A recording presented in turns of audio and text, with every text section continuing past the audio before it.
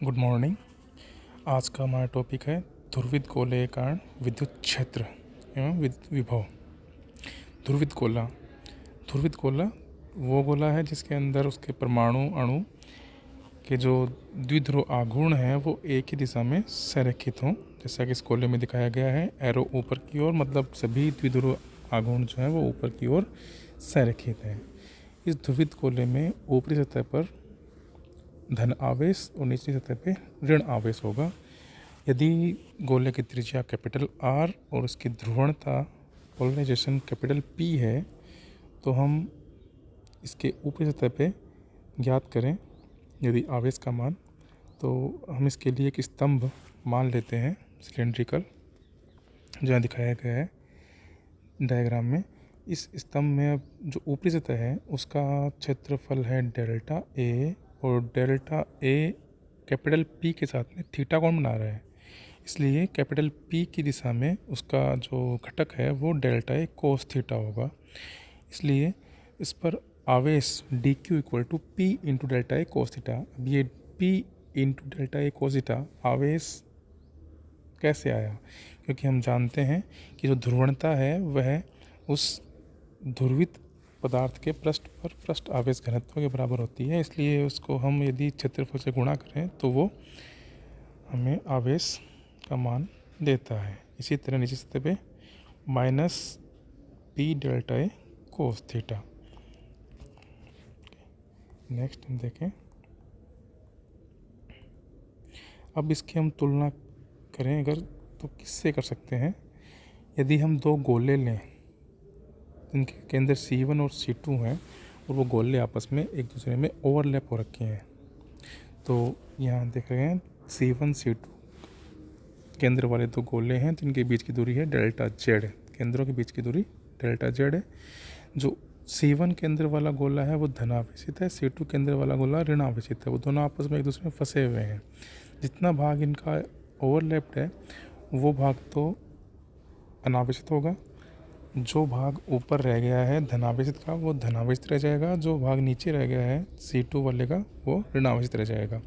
इस तरह इसमें ऊपर धनावेश नीचे ऋणावेश हो जाएगा। यदि इसके आयतन आवेश घनत्व का मान P अपॉन डेल्टा Z है तो हम इसका पृष्ठ आवेश घनत्व ज्ञात कर सकते हैं, इसमें आवेश का मान ज्ञात कर सकते हैं। अच्छा, इस कैपिटल P वही है ध्रुवणता। तो अब आवेश का मान कितना होगा गोले में, Q इक्वल टू 4π/3 πr3। तो गोले का आयतन गुणा आवेश आयतन घनत्व है P अपॉन डेल्टा Z। इसी तरह Q डैश नीचे वाले का वो भी निकाल लें, वो माइनस में आ जाएगा सेम।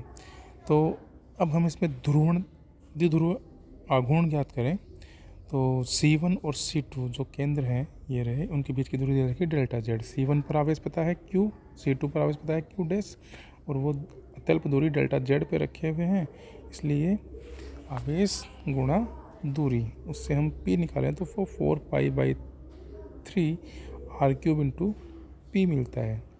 ठीक है, तो इस प्रकार हम देखें तो P ध्रुवणता वाले गोले के समान ही हैं। तो इस तरह हम दो जो धन और ऋण विपरीत आवेशित गोले हैं एक दूसरे में ओवरलैप्ड, उनसे हम तुलना कर सकते हैं ध्रुवित गोले की। तो इस प्रकार ध्रुवित गोले में एक द्विध्रुव आघूर्ण है P, और अब हम उसी द्विध्रुव आघूर्ण के कारण विद्युत क्षेत्र विभव ज्ञात कर रहे हैं, और उनको हम कह सकते हैं कि यही ध्रुवित गोले के कारण भी होंगे।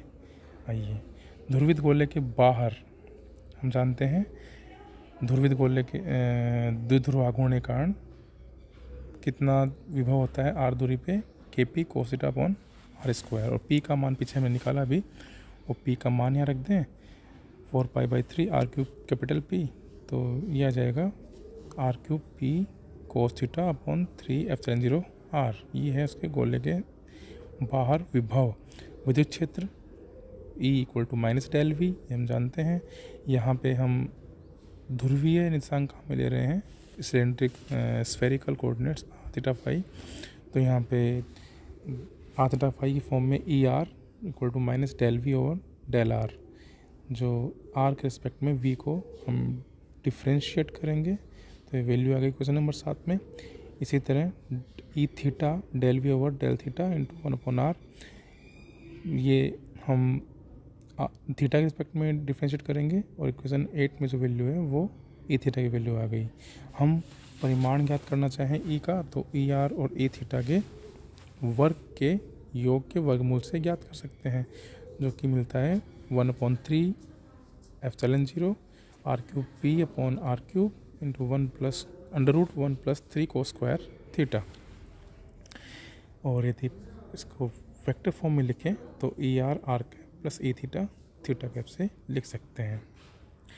अब हम बात करें इसके पृष्ठ पर small R equal to capital R कर दें तो हमें पृष्ठ पर विभव और पृष्ठ पर विद्युत क्षेत्र के मान मिल जाते हैं और इसका परिमाण जो है वो मिलता है P/3 एप्सिलॉन 0 1+3 कोस स्क्वायर थीटा।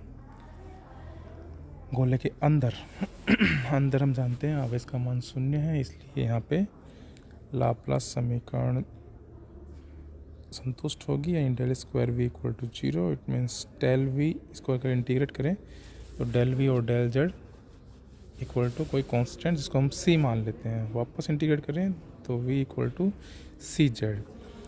तो इस प्रकार हमें एक नियत जेड पे डिपेंडेंट वी मिलता है। सी का मान हम यानी इसके अंदर जो पृष्ठ पर विभव है वही विभव अंदर होगा। सी का मान ज्ञात करना है तो हम पृष्ठ पर विभव से कंपेयर कर लें। कब पृष्ठ पर विभव था P/3 एप्सिलॉन 0, तो इसका मतलब C equal to P/3 epsilon 0।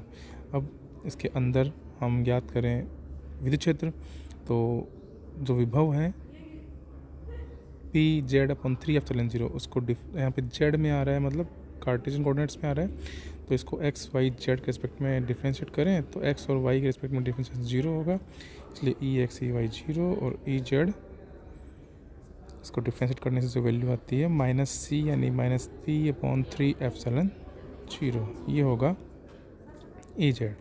इस तरह इसके अंदर विद्युत क्षेत्र का मान होगा -P/3 एप्सिलॉन 0। तो हम देख रहे हैं कि बाहर विद्युत क्षेत्र P के पॉजिटिव P के रिस्पेक्ट में है, दिशा में है, जबकि अंदर -P के दिशा में है, P के अपोजिट डायरेक्शन में है। गोले के अंदर और बाहर विद्युत क्षेत्र को रेखाओं के द्वारा चित्र 3.17 में दर्शाया गया है। Thank you.